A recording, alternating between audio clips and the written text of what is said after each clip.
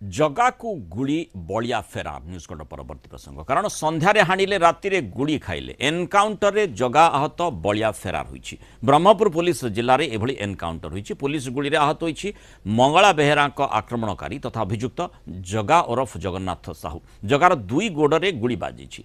ता विरोध में बड़बजार और सदर थाना रे 9टी अपराधिक मामला रही। आहत जगा को बड़ मेडिकल भर्ती करा जायछि।